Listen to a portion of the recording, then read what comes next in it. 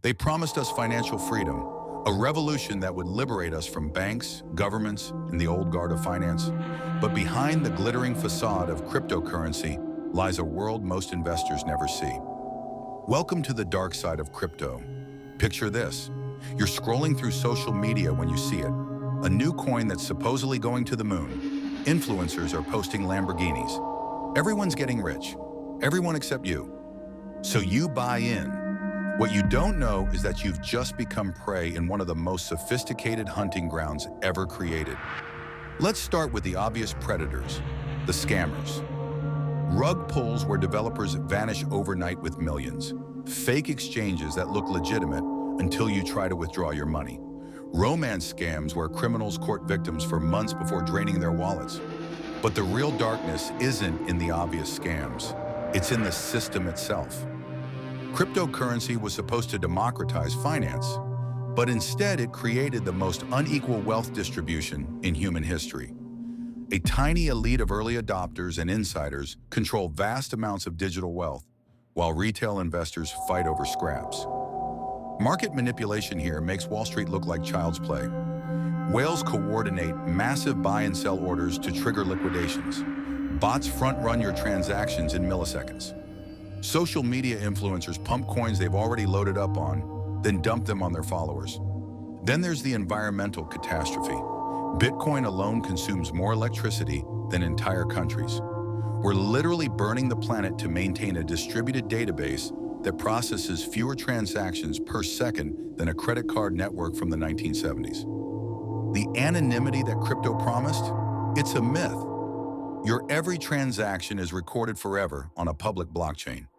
Intelligence agencies now track crypto better than traditional money. The only people who truly benefit from crypto's pseudo-anonymity are criminals, terrorists, and tax evaders. Speaking of criminals, cryptocurrency has become the backbone of a digital crime wave. Ransomware attacks that shut down hospitals and schools. Dark web marketplaces selling everything from stolen data to human trafficking services. Money laundering operations that dwarf anything the traditional financial system has ever seen. But perhaps the cruelest trick is how crypto preys on desperation. In developing countries, people pour their life savings into volatile tokens, hoping to escape poverty. Instead, they often lose everything to market crashes orchestrated by wealthy traders in New York and London. The technology itself is fundamentally flawed. Blockchain networks regularly fail, split, or get hacked. Smart contracts, supposedly trustless, are riddled with bugs that have cost investors billions. The immutable ledger that can't be changed becomes a prison when mistakes are made or funds are stolen. And the cult-like culture surrounding crypto silences criticism and promotes dangerous groupthink. Question Bitcoin's energy consumption and you're labeled a no-coiner. Point out obvious Ponzi schemes and you're accused of spreading FUD. Critical thinking is treated as heresy.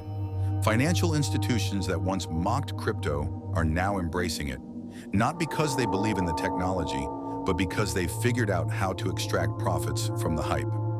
They're packaging crypto into the same toxic financial products that caused the 2008 crash. The regulators who should protect us are either captured by the industry or so far behind the technology that their oversight is meaningless. By the time they act, the damage is already done, and the criminals have moved on to the next scheme. So here we stand at a crossroads. Cryptocurrency could have been a tool for financial inclusion and innovation. Instead, it's become a playground for the wealthy and a trap for the desperate. The question isn't whether crypto will survive, it's whether we'll recognize its true nature before it's too late. The house always wins. And in crypto, you're not the house, you're the game.